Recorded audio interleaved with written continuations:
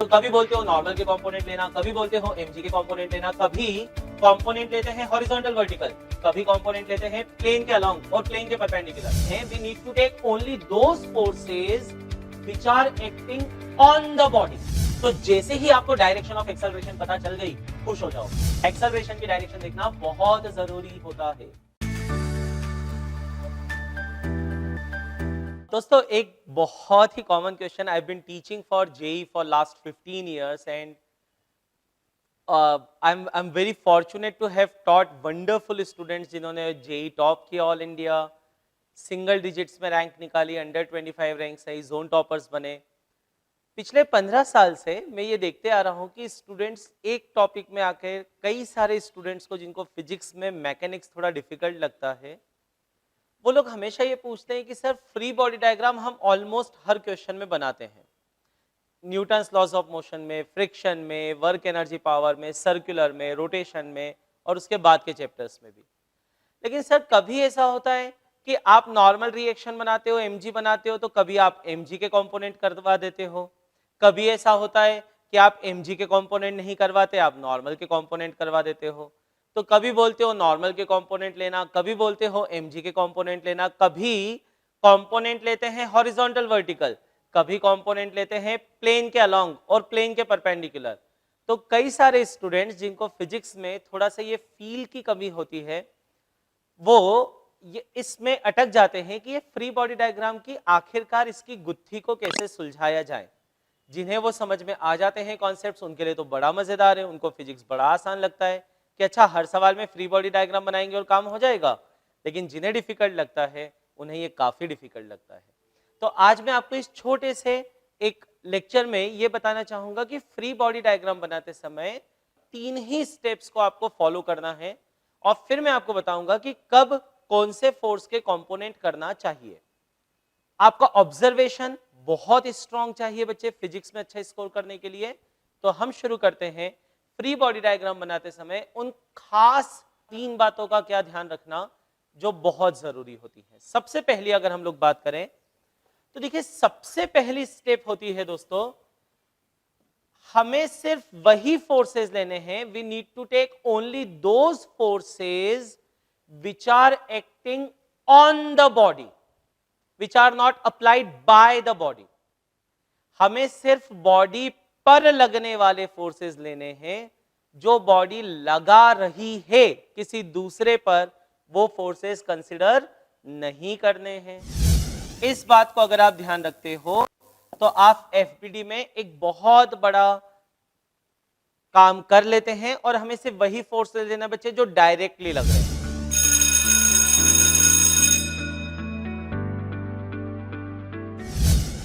जैसे कई बार ऐसा होता है कि एक ब्लॉक है, उसके पीछे दूसरा ब्लॉक है, उसके पीछे तीसरा ब्लॉक है, आपको इधर से फोर्स लगाया F।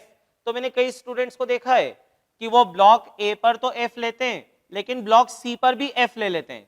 क्या बोलते हैं, सर चल तो उसी कारण से रहा है ना, अगर वो F से धक्का नहीं मारते तो ये C चलता थोड़ी। हाँ ठीक है, आपकी बात मानी मैंने, पर क्या F डायरेक्टली C पर लगाया जा रहा है? नहीं, F तो किस पे लगाया जा रहा है? A पर। तो फिर उसको डायरेक्टली सी पर कंसिडर नहीं करना। हमें सिर्फ वही फोर्सेस लेना होते हैं जो बॉडी पर लग रहे हैं, वो फोर्सेस नहीं लेना है जो बॉडी लगा रही है। आई बात समझ में?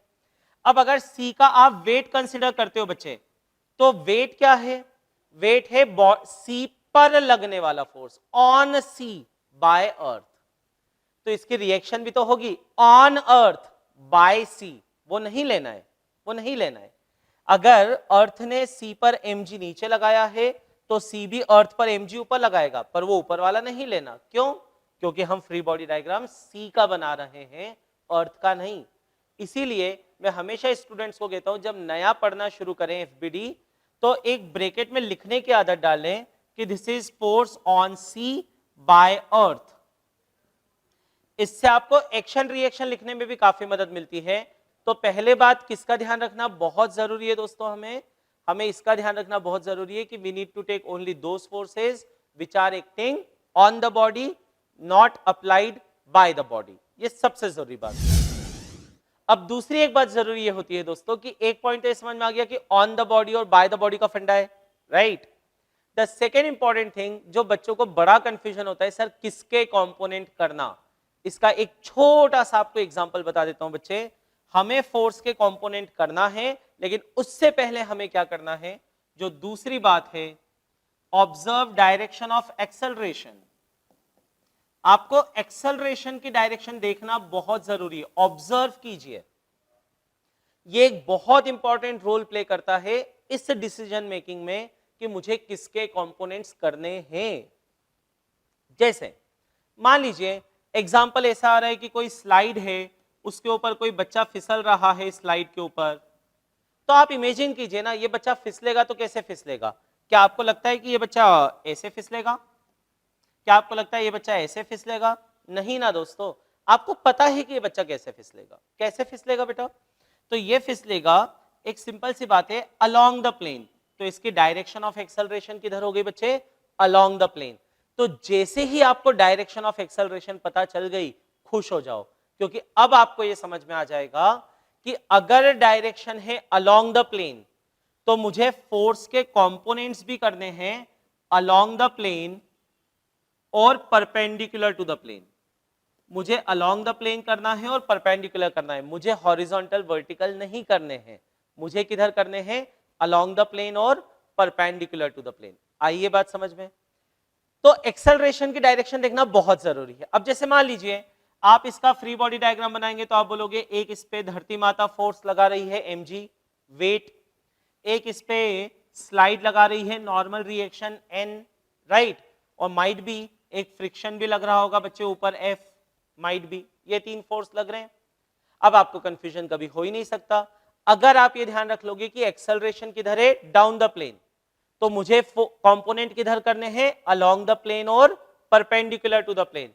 तो n तो अच्छा भला परपेंडिकुलर टू द प्लेन है ना बेटा, तो अगर n अच्छा भला परपेंडिकुलर टू द प्लेन है तो उसको क्यों छेड़ना? तो यहाँ पे n के कंपोनेंट्स नहीं करने।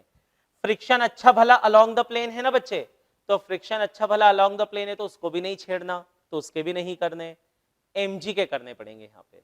तो इसलिए अगर ये एंगल थीटा होता है तो आप लोग सीखते हो बच्चे कि mg का इधर वाला कंपोनेंट हो जाएगा mg sin थीटा और mg का परपेंडिकुलर वाला कंपोनेंट हो जाएगा mg cos theta. Done, easy है। Observe the direction of acceleration. चलिए सेकंड एग्जांपल लेता हूं। सेकंड एग्जांपल में मान लीजिए अब आप आते हो सर्कुलर मोशन चैप्टर में बेटा। अब सर्कुलर मोशन चैप्टर में कोनिकल पेंडुलम आप घुमा रहे हो, तो कोनिकल पेंडुलम मान लीजिए आपका ऐसा घूम रहा है बच्चे, ऐसा आप घुमा रहे हो उसे, ऐसा घूम रहा है वो, राइट। तो फिर क्या करना? तो अब जैसे अगर मान लीजिए कोनिकल पेंडुलम घूम रहा है इस तरह से, so if conical is revolving like this, तो कोनिकल पेंडुलम ऐसा हॉरिजॉन्टल सर्कल में घूम रहा है ना बच्चे, ऐसे सर्कल में ऐसे ऐसे घूम रहा है बेटा। तो उस पे जो बॉब है उसका एक्सेलरेशन किधर होगा? सेंट्रीपिटल। क्या होगा बच्चे? सेंट्रीपिटल, सेंटर की तरफ। तो अगर एक्सेलरेशन सेंटर की तरफ है तो सेंटर तो इस सर्कल का यहां है, इसका मतलब एक्सेलरेशन इधर है, इसका मतलब एक्सेलरेशन हॉरिजॉन्टल है। और अगर एक्सेलरेशन हॉरिजॉन्टल है बेटा तो फिर तय हो गया हमें फोर्स के कंपोनेंट्स कैसे करने? तो हमें फोर्स के कंपोनेंट करने हॉरिजॉन्टल एंड वर्टिकल।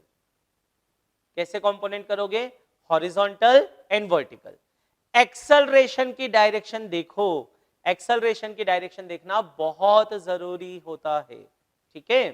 तो आप हॉरिजॉन्टल वर्टिकल कीजिए, आप फ्री बॉडी डायग्राम बनाओगे, एक धागे में टेंशन आएगा, पर ये एंगल थीटा होगा।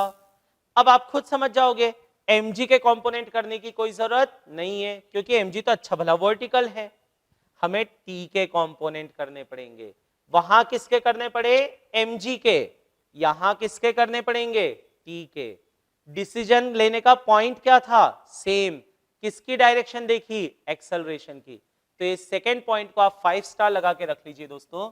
हमें एक्सेलरेशन की डायरेक्शन देखना बहुत जरूरी होता है, उसके हिसाब से हम डिसाइड करते हैं कंपोनेंट करना, राइट।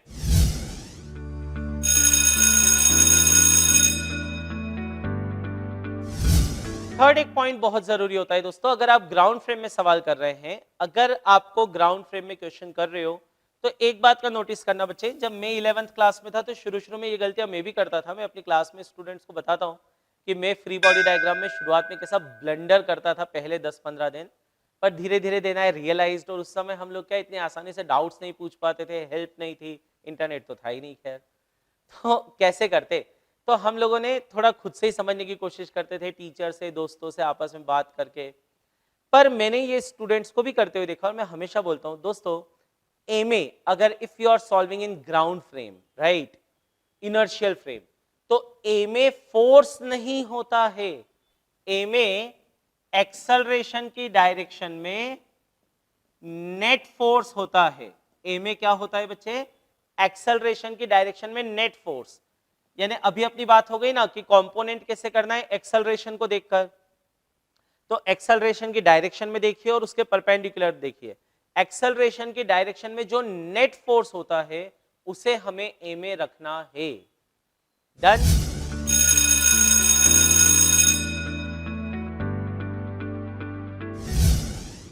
तो अगर इन तीन बातों का आप ध्यान रखते हो, बॉडी पर लगने वाले फोर्सेस लेने, बॉडी के लगाने वाले फोर्स नहीं लेने हैं।